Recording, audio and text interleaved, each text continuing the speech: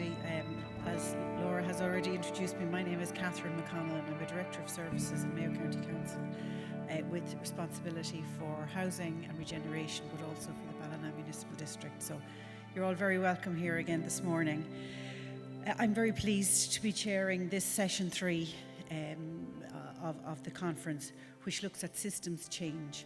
And we have a really interesting panel here for you this morning who are going to give three talks of around 10 to 12 minutes each, and then we will go to a Q&A session afterwards. So you don't need to hear from me, you need to hear from these speakers who have a fantastic information and stories to share with us. Our first speaker this morning is Deirdre deBhailís from the Dingle Hub. Deirdre is a pioneer of remote working and rural revitalisation. She shows that climate action and community resilience go hand in hand, and that the West of Ireland has a powerful story to tell. Her talk is called Community-Led Pathways to Sustainable Futures. So, Deirdre, thank you.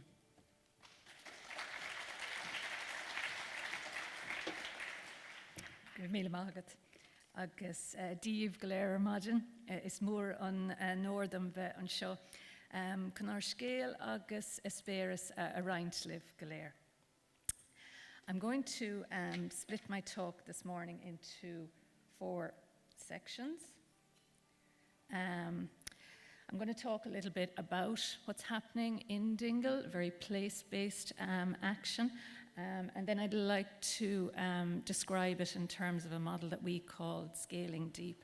And then I'd like to talk a little bit about the challenges and opportunities around this model, you know, where we could potentially take it, and to then talk a little bit about the fact that we see ourselves as a local intermediary body and how that might work as an approach at a national level as well. So a little bit about the Dingle Peninsula first, in the southwest of Ireland, West Kerry. It has a population of approximately 13,000 people, but we see visitors in excess of 1 million annually. Agriculture and tourism are our 2 main sectors, but most, I suppose, relevant for the topic of our conference here is that most of our agri-product is processed and consumed elsewhere on the peninsula, and this is a source of pain to many of us down there, and we are working hard to try to find the ways to change that.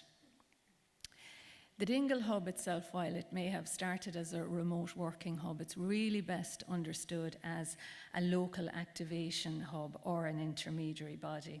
We're a not-for-profit company limited by guarantee, and it was with a level of pride that I can say we're operating nearly 10 years now. And the reason for that pride is because we have fought hard to remain in existence over those last 10 years. Our purpose is a flourishing, future-facing community that can play a role in crafting its own future. We heard references to Ireland's greenest place in the opening speech yesterday. I think we really benefited as a community from participating in that last year. It was a really wonderful opportunity to unify the work of so many wonderful groups and individuals at a local level and right across the peninsula, and to obtain recognition for that work and to celebrate together. That cannot be underestimated, because you know, every area, every location across Ireland, where it's not one community, it's not a community in the Dingle Peninsula, it's a community of communities.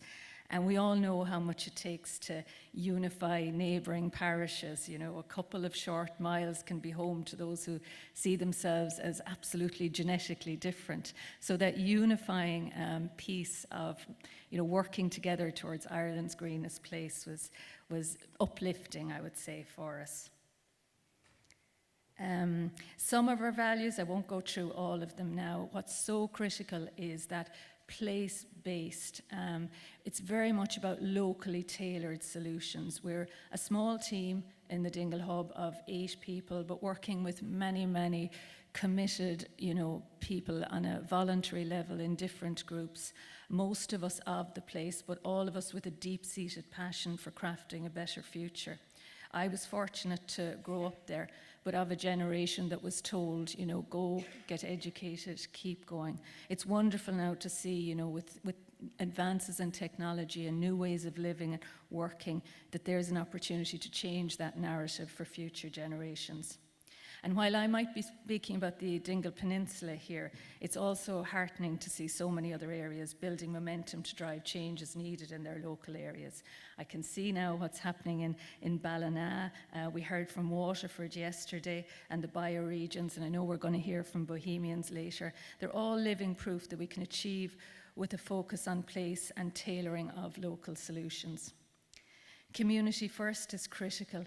We heard yesterday from Mary Robinson of Article 29.1, my first time hearing about it, but of the Universal Declaration of Human Rights. Everyone has duties to the community in which alone the free and full development of his personality is possible. And I think I can safely speak on behalf of all of our team when I say this has certainly been our lived experience when undertaking all of this work.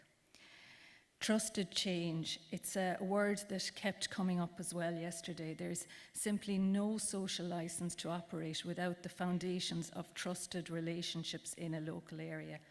And we all acknowledge that this takes time. And it's very precious when that trust is gained. And one of the very reasons that we are trusted is because we are maybe still in existence nearly 10 years later, still delivering meaningful impact on lives and livelihoods in our local area. As I said earlier, we fought hard to stay in existence, and part of the motivation for that was that we knew it would put the work back years if we ceased to operate. You'd hear things like, oh sure, the hub tried that and it really wasn't possible. And that trust is very hard to rebuild at a local level in a local area, so it becomes harder to begin again, and it becomes much harder to regain that trust. How we work, we straddle multiple worlds. It's not feasible to work in silos. So many domain areas are interlinked. We can't talk about energy without understanding how it impacts agriculture and tourism. And agriculture has such an important role to play in nature and biodiversity, while tourism is inextricably linked to transport, and so on and so on. And of course, we all recognize at this conference that our food systems underpin everything. For generations of projects, I'll just briefly touch on the hub strategy. Are the slides going in and out there a little bit? But we operate on 3 pillars. One is engaging with our communities locally. It is building that social fabric. It's obtaining permission to explore, you know, the challenges locally and to explore suitable locally tailored solutions. Once you have that permission built, it's then looking at resourcing those solutions, which has become a living lab of projects on the peninsula. And then it's the scaling outcomes. It really is multiple ways of, you know, community embedded research, innovation impacts, and creating that ecosystem for, you know, supporting lives and livelihoods on the peninsula.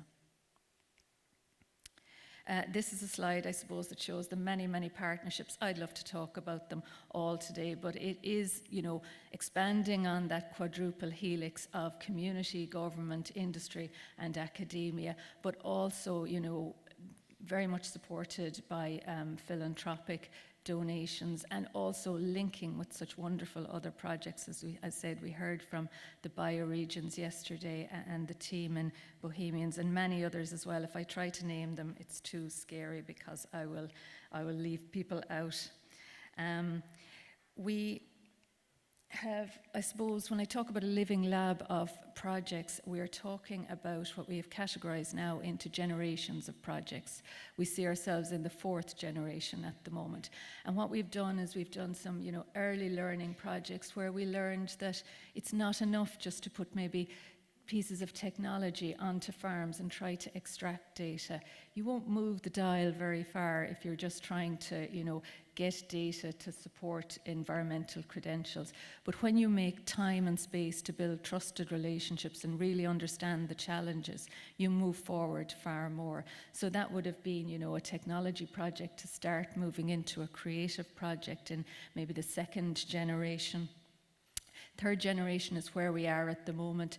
Everything from looking at mobility on the peninsula to coastal erosion and creative coastal resilience, to looking at anaerobic digestion on the peninsula as a very holistic solution to reducing our emissions. But I'm going to talk a little bit more about the fourth generation in the next slides. So this is the slide, a little bit of blowing our own trumpet, but the work has been recognised at local, regional, national and international levels, not least with Ireland's Greenest Place last year. Some of our wonderful farmers, are Farming for Nature ambassadors and really blazing a trail in and showing us how farming and agriculture can be a key part of the solution, is a key part of the solution. It's in the hands of the farmers and how, they are working so proactively to try to find those solutions and implement those solutions on their land that they firmly see as being guardians of that land. On a page, I know numbers can be easy or not easy to digest. I'm a fan of numbers myself, but I'm kind of leaning towards the understanding of why they can sometimes be dirty numbers, because they only, as called in maybe for KPIs, or they can only tell half the story, really. We've been very fortunate to work with academic partners throughout the course of our work, particularly a team in MARI, the Marine and Renewable Energy Institute in UCC. And we have very strong impact narratives behind all of these numbers. They are just numbers on a page, but I'll pull out a few of them. 905 kilowatts of solar PV. When we speak about MEHL at this conference, that is our farming sector coming together, that is our tourism sector coming together, driving change, working to implement solar renewable energy solutions across the peninsula. My colleague Dingle is going to be speaking at a breakout session later, and we'll go into that in much more detail. Another beautiful MEHL on the peninsula is our tree planting MEHL, and that is environmental groups working very closely with farmers to get over 24,000 trees planted in the last 3 years. Again, Dinny will talk a little bit more to that. We have 14 active sustainable energy communities across the county, and we are sustainable energy community mentors for SEAI. It gives us a chance to share our learnings right across the county. I want to go into a little bit more detail on the second, third and fourth generation projects and just give you the history behind that. Because how it started from the food perspective is that we ran a project in the first Creative Ireland Climate Action Fund with 10 local farmers and an embedded artist for the year. And when I said we moved the dial so much more on looking at shortening the supply chains, understanding the challenges, it was through that project that made the time and space to really understand what was happening on the farms in our local area. And one thing, of course, that emerged from that project was the pain of not having our local food easily accessible to us on the peninsula. So that led into a third generation project. For the last 18 months, we've been working on a very in-depth study. I see my time is up and I'm only halfway through, but no, I will finish now. So the third generation is really about an in-depth feasibility study, all of those challenges, but not just the challenges. Yes, we understand them now. Yes, we understand them now, but we also have the potential for some solutions. And that has resulted now in an application to the third Creative Climate Action Fund for a large 3-year project to undertake some of those solutions. One of those being a shared services model. Can we prove out the concept for that on the peninsula? So I'm going to end it there. A lot more to say, but thank you very much for the opportunity, and I'll be delighted.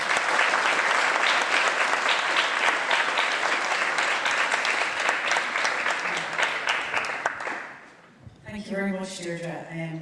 I promise we didn't switch on those sound effects to wind you up. And Deirdre will be around and we can have some questions, because I know she probably didn't get the chance to say half of what she wanted to say about the fantastic work they're doing down at the Dingle Hub. Our next speaker is Alice Doyle from the Irish Farmers Association. Alice represents the voice of Irish farming at a time of profound change. Her work, which is rooted in the tradition of Mehel, bridges tradition and transformation, ensuring that farmers are not the bystanders to climate policy, but are the active shapers of it. So, Alice, you might join us up here. Thank you.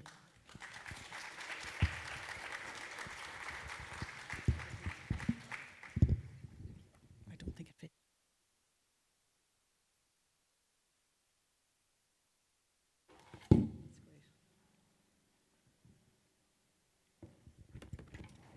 Mrs. Robinson, a gwine úsle galéir, chun sé anáthas margin bheithan seo I bhar gurlúdar ag caint live mother leis fearm Europe agus an tímplocht agus gacrod timple sin.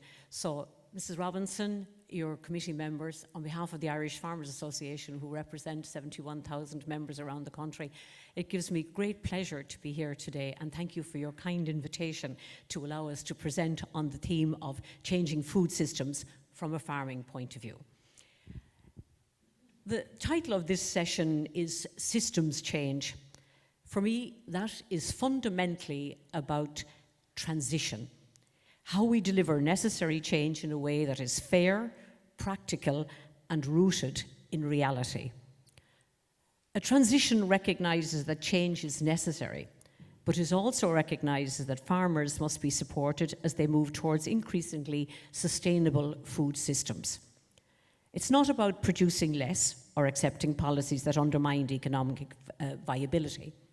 It's about producing high-quality food while improving environmental performance, building resilience, and maintaining viable family farms and thriving rural communities. There is already important work underway through Ireland's Just Transition Framework. At its centre is the recognition that the move to a more sustainable economy cannot simply ask people to change. It must also provide the supports that enable them to do so. For farming and rural communities, that means investing in innovation, providing long-term certainty, and creating opportunities that allow farmers to adapt while remaining economically viable. Above all, it means ensuring that no sector or region is left behind in this transition. There is no sustainable food system without sustainable farmers. The global context for food systems today is increasingly complex. The world's population is expected to reach almost 10 billion by 2050, yet more than 700 million people already experience hunger. At the same time, climate change is disrupting food production and supply chains across the globe through extreme weather events, droughts, flooding, and new disease pressures.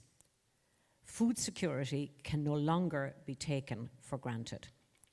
That means the challenge before us is not simply how do we reduce emissions, it is also how do we build food systems that are productive, resilient, and sustainable enough to feed a growing global population in an increasingly uncertain world. For Ireland, this is where Food Vision 2030 is so important. Food Vision recognises that economic, environmental, and social sustainability are interdependent, and that progress in one area cannot come at the expense of the other. It challenges us to increase the value of our food sector while simultaneously improving environmental performance, strengthening rural communities, and maintaining vibrant family farms. It's important to acknowledge how much progress has been made and the scale of effort that has gone into achieving this at farm level.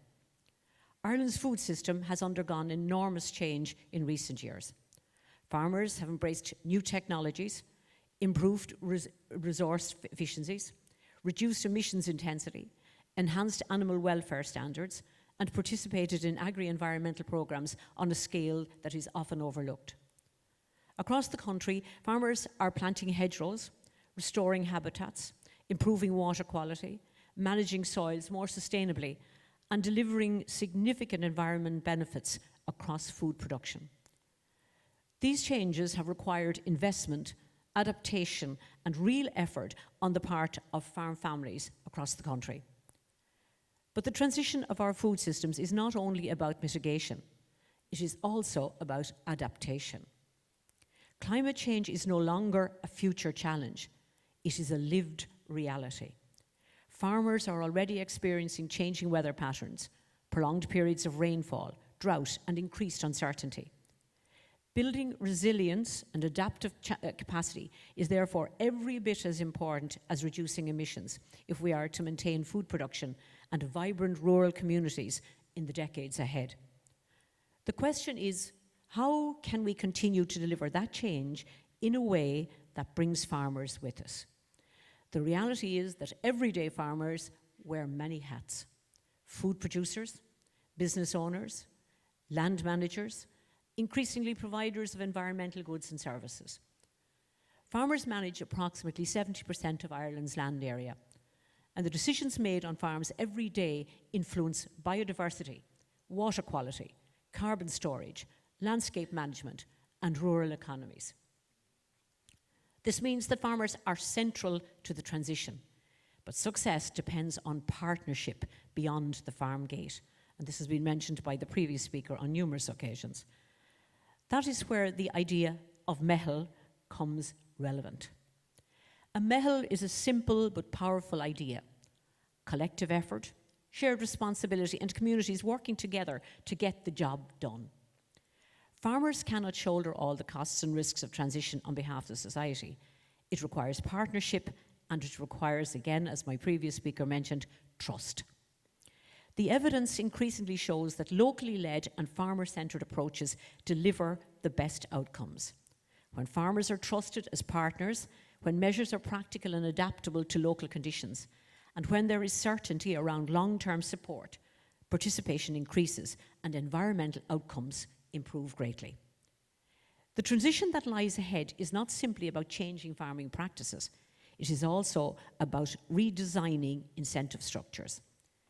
Public policy increasingly expects farmers to deliver a wide range of ecosystem services: carbon sequestration, biodiversity enhancement, water protection, and landscape management. These services have value, and that value should be recognised and rewarded. If farmers are increasingly being asked to deliver public environmental good, then the value of those goods must be recognised by both market and public policy. This means creating long-term funding and market mechanisms that sit alongside food production and recognise the multifunctional role of agriculture. And most importantly, it means ensuring that the transition remains economically viable. As the saying goes, farmers cannot be green if they're in the red. And as we look ahead, I believe Ireland has an opportunity to lead. We have a strong family farm model. We have a deep connection with food production and landscape management. We have generations of knowledge and an agricultural community that has consistently shown it has an ability to be adaptable and to innovate. The challenge before us is not choosing between food production and environmental ambition. It is having the courage and the partnership to deliver both. In my conclusion, finding the balance will not always be easy, but through cooperation, systems thinking, collective action, this is achievable. And if we succeed, we will leave behind more than productive farms. We will leave stronger communities, healthier ecosystems, and a food system capable of nourishing generations to come.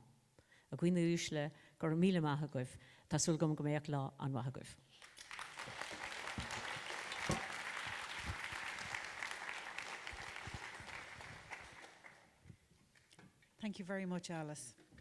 Our third speaker this morning is Molly Garvey, who is a food system strategist, a storyteller, and host focused on experience design, network building, and connection.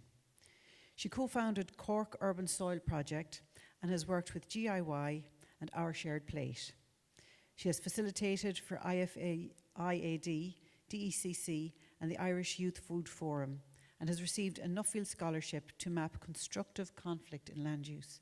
You'll have a lot of work here in Ireland if you stick with that. Co-chair of Community Gardens Ireland, she holds a master's in artisan food entrepreneurship, specialising in farmhouse cheese. So, Molly, you're very welcome.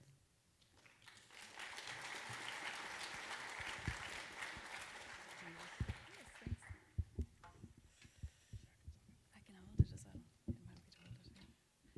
Great. Thanks.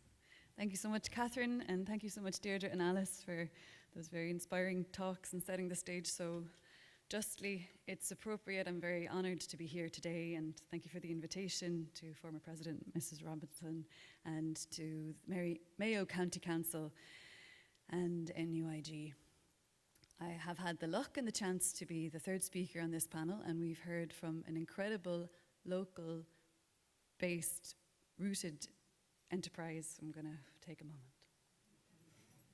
Steady the self. We started off with really, really targeted regional change as introduced by Deirdre and Dingle.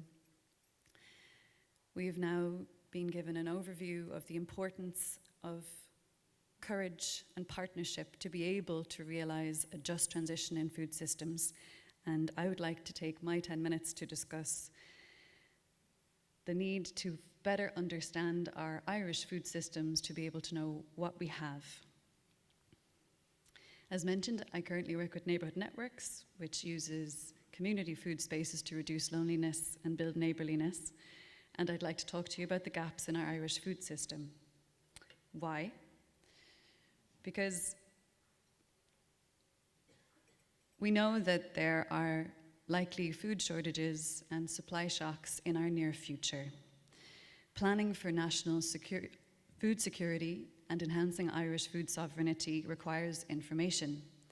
You wouldn't go into a hard winter knowing only half of what you had in the pantry and not knowing how to use it. So in this talk, I would like to share the gaps that I've noticed in my time as Community Gardens Ireland co-chair, researching Irish artisan food production, and during my Nuffield Ireland scholarship. I hope that after 10 minutes, we will know how to fill and close the gaps that I present today.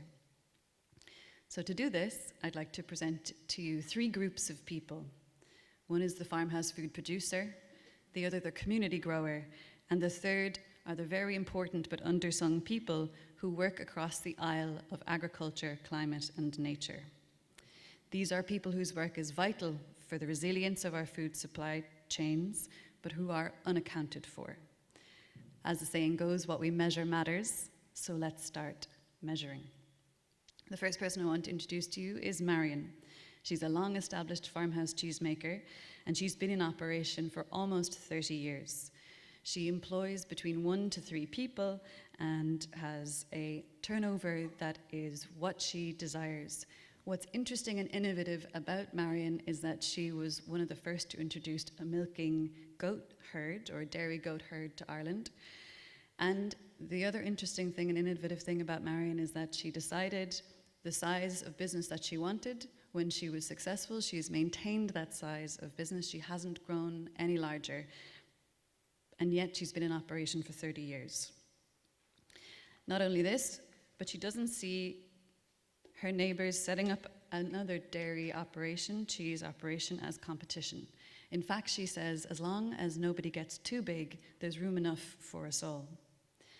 Marion is one of 55 farmhouse cheese businesses in Ireland, and I chose cheese, but there are approximately 150 farmhouse or artisan food producing operations across the island of Ireland. I say approximately because we really don't know. Farmhouse food production, including cheese, mixed horticulture, bread, brewing, cured meats and fish, enhance the diversity of our food system in taste, product choice, points of sale for the larger commercial farmers.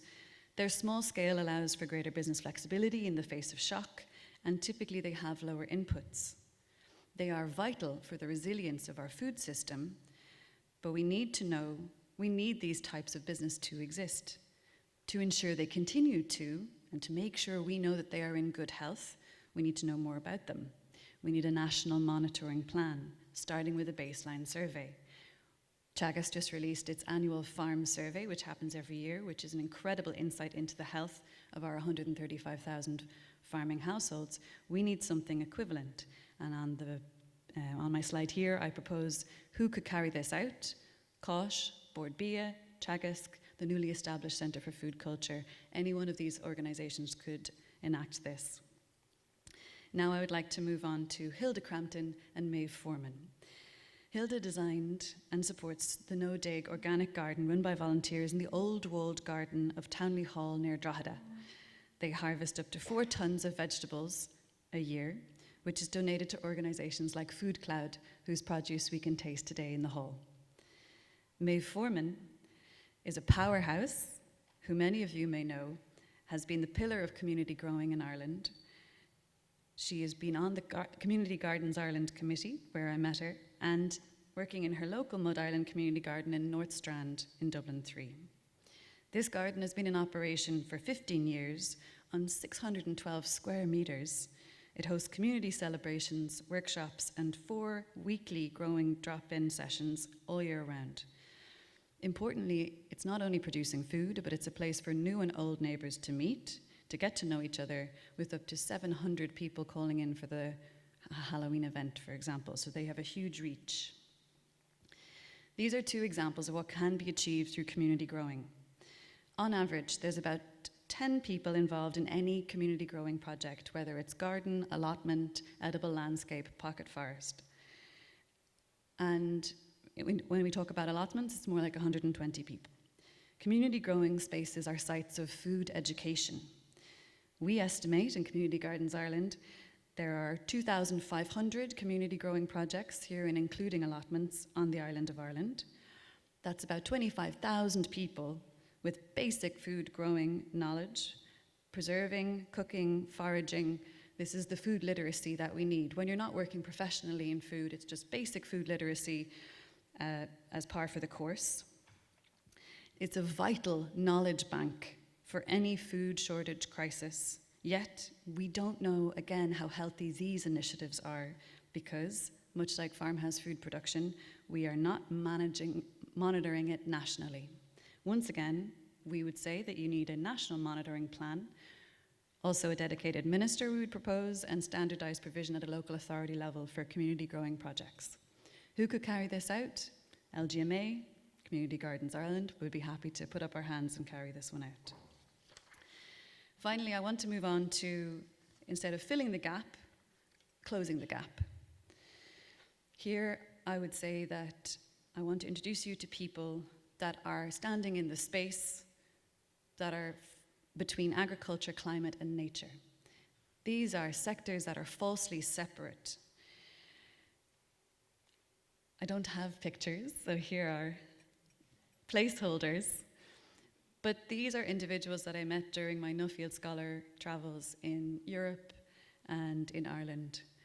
I want to introduce you to the person who is the acres ecologist who trained in farm business before starting her job, the biodiversity, soil, and water policy advisor who works in the largest EU farming and farm cooperative lobby group, a county councillor who, seeing that water quality would affect the economic performance of his constituents, created a task force to improve on-farm water quality, working with farmers and with cooperatives.